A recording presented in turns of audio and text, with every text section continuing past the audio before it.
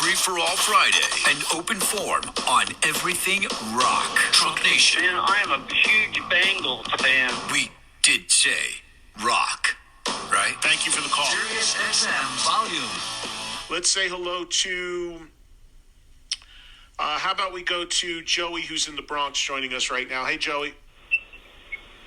Yo, Eddie, first of all, I hope you're having a good time in Las Vegas, setting up your Always. place. I was there last year.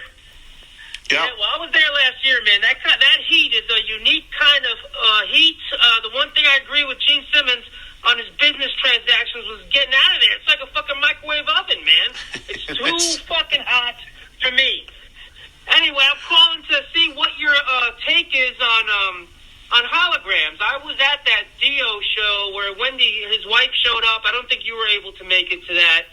Right. But it was a hybrid, Eddie. It was a mix of, obviously, Ronnie was up there, but the actual band members were up there. And I think, to me, it really can and does work when it's a hybrid thing, not when you just got, like, Tupac up there by himself. If you have a hybrid of actual instruments and people, it can work.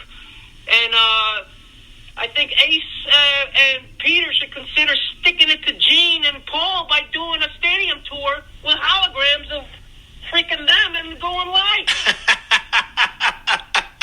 Joey, thank you for the call.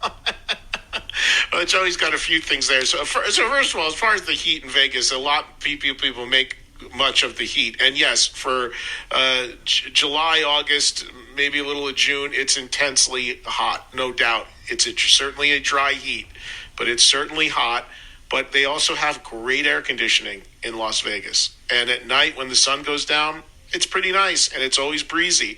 And I will take it any day of the year over 4 months or 3 months of chipping ice and snow off of my car and driveway in New Jersey. So there's that. That's my justification there.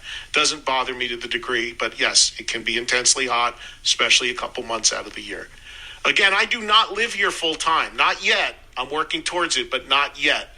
And again, people have an idea of coming here and they wonder about all these people moving here and like, my God, everybody must love to party and hang out on the strip. It's not like that in the suburbs. Most people come to Vegas, they never don't go off the strip. You've got to know the suburbs. It's a whole different world. Anyway, Ace and Peter could never do that with a hologram because they don't own the Kiss brand. They don't even own their own makeup design, which is why Kiss can currently have other people wearing it. So they would have their asses sued if they tried to do something like that using Kiss and the images of Kiss as a hologram, because they do not own or control it, so it's a nice idea, Joey. And as far as hologram technology overall, speaking of Vegas, as we speak, here in Vegas, there is a hologram show that's been running now for a little while. It's Whitney Houston. If you go around this city, you will see billboards on taxis and up on the street, as you always do with all the shows and entertainment and stuff that's going on here. And one of the ones you'll see is go to, I don't know what casino it's in. It might be Tropicana. Go and see Whitney Houston tonight. And you're like, what? How is that possible? Well, it's a hologram show. There was also a Roy Orbison hologram that was advertised and running here for a while. The Whitney one is currently running. I don't know what kind of business it's doing. I don't know if it has live music or it's just a straight hologram. But I do agree with Joey that when it is a live supporting band with a hologram image of the person who, of course, is no longer alive, then yeah, at least it feels like, and it is to some degree, a live show with the supplementation of the hologram image. Where we're going to go with all this hologram stuff is really hard to tell. The DIO one, I think, is pretty much tabled for now. Wendy has pretty much said she doesn't think she's going to do that really anymore. Could they change? Possibly. But the technology of doing holograms is only getting more and more advanced. And my friend Jeff, who runs the company that did the Zappa and DIO one, has made a huge deal with the folks that run and control Madison Square Garden to be involved with him. So his company's going to go to another level. So he's not folding the tent by any means. And he has deals with the estates of certain artists that will be announced soon of more holograms. And I've said this all along. I think that the interest in a hologram performance, it's always comes down to the same thing. How much interest was in that artist to begin with when they were alive? So if you're talking about Prince, if you're talking about Michael Jackson, if you're talking about Elvis, if you're talking about these iconic, massive artists who had massive global fan bases, naturally anything to do with them is going to have more interest than an artist that toured at a club level when they died. It's like anything. It's just how many fans are there for that person. And if the answer is 1 million, then obviously if a hologram does 100,000, that's a lot of people. If at the most of that artist's career they were playing to 150 people, then it's not going to work as a hologram because nobody cares enough. It's not a question of who's good or bad. It's a question of what's the interest level. So, I think it's always going to be a thing. Whether it becomes a massive thing, I don't know. I still think they're trying to figure it out, but I can tell you technology is advancing where it's getting more and more interesting. And one final thing on this, which could really come into play, and again, it relates to Vegas, which many rightfully call the entertainment capital of the world right now. I've talked about this before. There is a venue being built in this city right now that could absolutely be a game changer for going to a live concert. It's called the Sphere. It's not done yet. It's still a couple years away from being done. But even if you watched the draft yesterday, there was a couple overhead shots. You could see this globe. That is called the Sphere. And it is going to be a 15,000 seat globe where you can go in and watch music and you will be immersed in whoever's playing. Audio, video, screens, and speakers all around you in a 15,000 seat arena.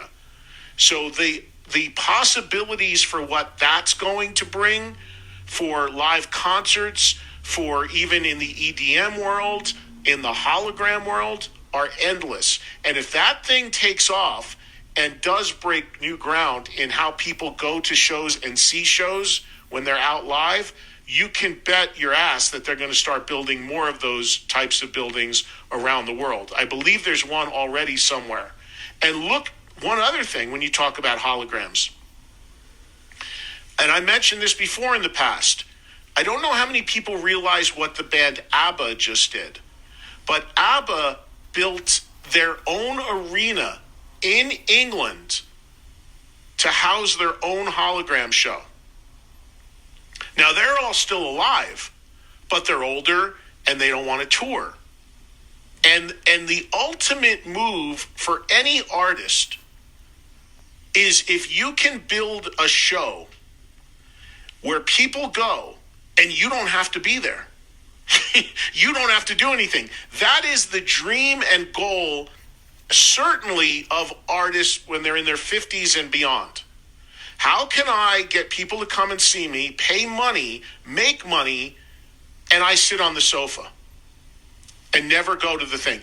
That is the ultimate goal for a lot of these guys.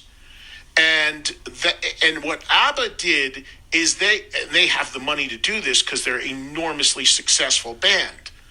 They built their own arena because the technology they put in for holograms is so advanced it can't be moved around. It has to be in one building. And because they're all still alive, they did all the mapping and motions and singing, and they've come up with this groundbreaking technology that if you want to see it and you're an ABBA fan, you have to go to them, which means, say you're a huge ABBA fan, you want to see this, take a trip to England, make a weekend out of it or a week out of it, and go. And those are the things that everyone's striving towards. How can I get it so people come to me and I don't have to go to them?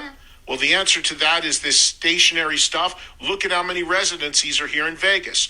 So much of it happens in Vegas because people want to come to Vegas no matter what.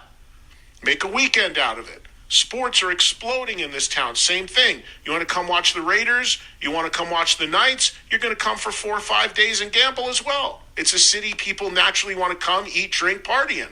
So that's why England, build this arena. The ABBA hologram is like next level. And that's going to be successful because ABBA was a huge band. And they're actually involved in it because they're still alive.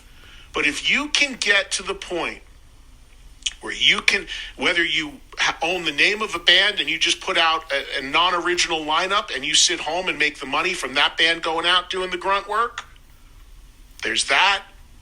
There's the hologram idea. There's a lot of different ways to do this. Chris Angel, I was talking to a couple days ago on the phone, the legendary magician who's been doing huge shows here in Vegas for years. Chris has this new show, and if you heard in The Invasion, he was promoting it, called A Mystica. And he's not in it that much. And he's working towards getting that show to the point where it can go out in multiple versions around the world, and he doesn't have to be there. He just oversees it and oversees all the illusions and magic that's in it. Trans-Siberian Orchestra, multiple versions of that tour at the same time. Nobody knows who's really in that or cares. All respect to the musicians. The name is bigger than the people who are actually in it. That's the ultimate goal for a lot of these artists. Because let's be honest, who wouldn't want to sit on their sofa and every night make, a few $100,000, whether it's merch, tickets, whatever. So that's where a lot of this stuff is heading, and that's why the hologram model is going to always have some appeal.